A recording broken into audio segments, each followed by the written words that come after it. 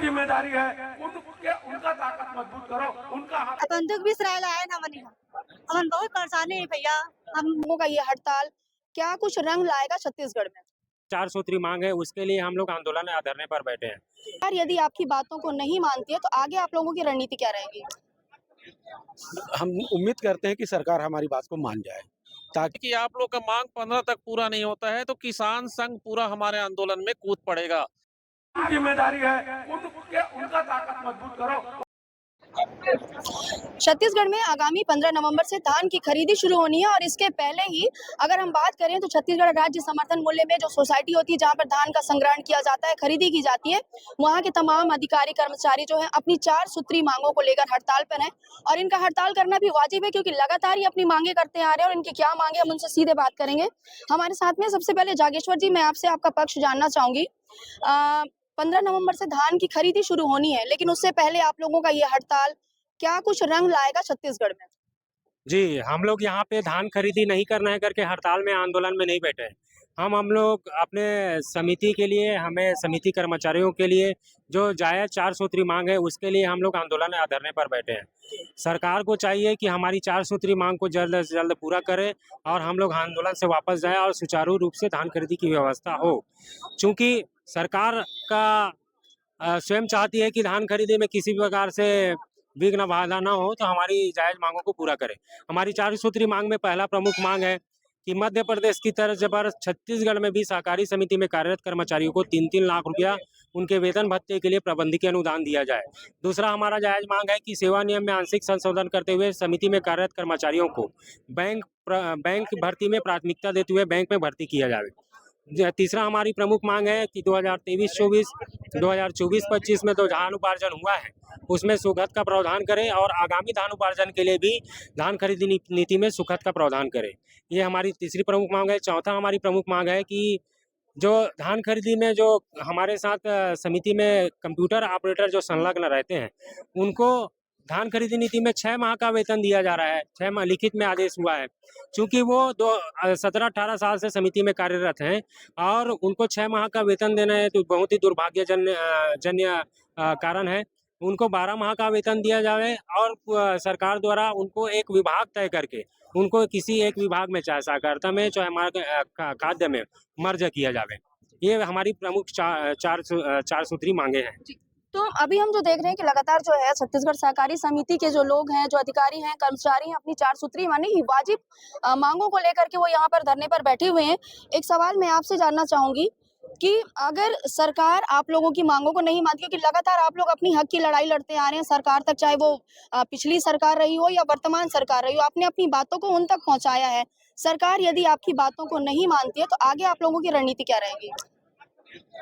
हम उम्मीद करते हैं कि सरकार हमारी बात को मान जाए, ताकि हम समिति के कर्मचारी शासन के दिशा निर्देश का पालन करते हुए किसानों को परेशान न करते हुए, किसानों को परेशानी ना हो और धान खरीदी करें। ये हमारी मानसिकता है। लेकिन अगर शासन प्रशासन हमारी ये 4 सूत्री जो मांग है, जिसको लेकर के हम आज धरना स्थल पर बैठे हुए हैं, अगर शासन नहीं मानती है तो निश्चित तौर पे हमको भी अपना अड़ियल रवैया अख्तियार करना पड़ेगा। और हम यहाँ लगातार, जैसे कि पिछले 3 तारीख से बैठे हुए हैं, आज 8वां दिन है, ये 8 दिन नहीं, अगर 28 दिन भी हो जाएगा तो भी हम बगैर मांग पूरा हुए धरना स्थल से नहीं हटेंगे। ये हम लोग की आपस में बातें हो गई है।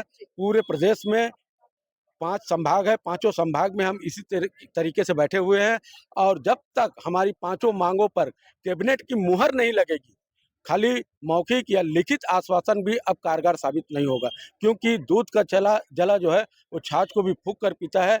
हम पिछले बार मौखिक में अनशन को ख़त्म कर दिए थे, दूसरी बार उन्होंने लिखित में दिया था पिछले साल, तब ख़त्म कर दिए थे और मौखिक और लिखित दोनों के बाद भी हमारी मांग पूरा नहीं हुआ।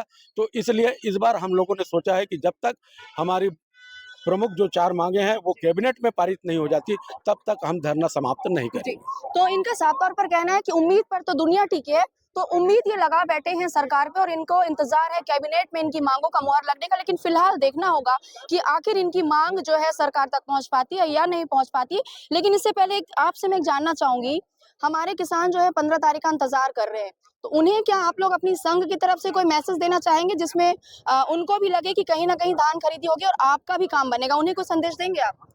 बिल्कुल, ये संदेश, हमारा जो संदेश है किसानों तक पहुंच गया है, क्योंकि किसान पुत्र हम भी है और किसानों से जुड़ा हुए हम लोग, सोसाइटी से हम मतलब किसान से जुड़े हुए। उन हमारा संदेश तो स्पष्ट पहुंच गया उनके तक। उनका तो ये कहना है कि आप लोग का मांग 15 तक पूरा नहीं होता है तो किसान संघ पूरा हमारे आंदोलन में कूद पड़ेगा, लेकिन हमारी जो जायज मांग है उसको पूरा करवाने में वो अपना पूरा योगदान देंगे। ये वचनबद्ध उन लोग भी हो गए हैं। मतलब आपकी बात पहुंच चुकी है। बिल्कुल हम लोग पहुंचा दिए हैं। हम लोग तो कोई कमी नहीं किए हैं। शायद सरकार को बताने के लिए भी, शायद सरकार को बताने के लिए 6 महीने पहले हम लोग बता चुके हैं कि हमारे आंदोलन का नवतना है, हमारी मांग को पूरा करें। राजनांदगांव जिला का जो किसान नेता है टीकम सुरेश जी, वो हमारे आंदोलन में आए थे। वो स्पष्ट बोल के गए हैं कि यदि 15 तक मांग पूरा नहीं होता है, पूरा किसान साथी यहाँ पर आंदोलन पर बैठेंगे। उसके बाद भी नहीं होता है तो हम लोग परिवार सहित यहाँ पर धरना देंगे। क्रमशः हम लोग आगे बढ़ते जाएंगे। अब आपसे सवाल मैं पूछ रही हूँ, बार बार आप सरकार को मौका क्यों दे रहे हैं अपनी मांगों के लिए? एक बार में आर या पार की लड़ाई क्यों नहीं हो रही है? इस बार आर या पार की लड़ाई है, ये अंतिम लड़ाई है। सरकार खुद हमको मौका देती है बार बार आंदोलन करने के लिए। सहकारी समिति के जितने भी कर्मचारी हैं वो कहीं ना कहीं हम पूरा शोषित है। धान खरीदी का समय जब ऐसा आता है कि हमारा आने का टाइम होता है ना जाने का टाइम रहता है, रात में 12 बजे 1 बजे तक आते जाते हैं। इस समय ना तो खाने पीने का टाइम मिलता है ना कुछ मिलता। किसानों की इतनी सेवा करते हैं फिर भी हमारी जो पेमेंट है वो बहुत कम है। इसी मांग को हम लेके शासन से हम गुहार लगा रहे हैं कि भाई हमारी जो 4 सूत्री मांग है उसको आप तत्काल पूरा कर दीजिए, क्योंकि आप जितना लेट शासन करेगा उतना ही लेट हमारा आंदोलन चलेगा। जागेश्वर जी, एक अंतिम प्रतिक्रिया आपसे चाहिए। इस चैनल के माध्यम से, इस मंच के माध्यम से आप सरकार तक अपनी बातों को कैसे पहुंचाएंगे? जी, सरकार तक और किसानों को आश्वस्त कर देना चाहता हूं कि हमारी 4 सूत्री मांग अगर सरकार पहल कर देती है तो निश्चित ही दिन और रात एक करके हम लोग धान खरीदी की तैयार हैं। बाकी सरकार का अगर नियत हमारे लिए सहानुभूति पूर्वक विचार अगर नहीं करती है तो कैबिनेट के अंतिम बैठक तक, जब तक कैबिनेट में बैठक पारित नहीं हो जाएगा, हमारी 4 सूत्री मांगों के संदर्भ में हम लोग आंदोलन में रहेंगे और किसान संगठन भी हमारे साथ हैं।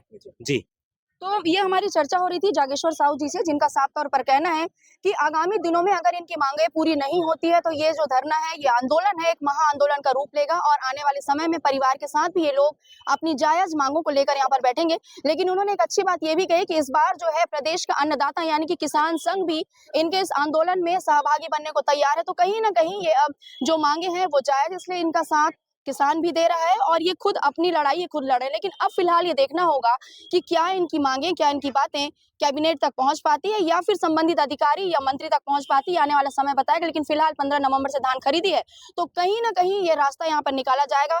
लेकिन इनकी मांगे जायज है क्योंकि लगातार ये अपनी हक की लड़ाई लड़ते आ रहे हैं, लेकिन फिर भी इनकी मांगों को दरकिनार कर दिया जाता है और इसके साथ फिर से एक नया शुरू होता है धान खरीदी का।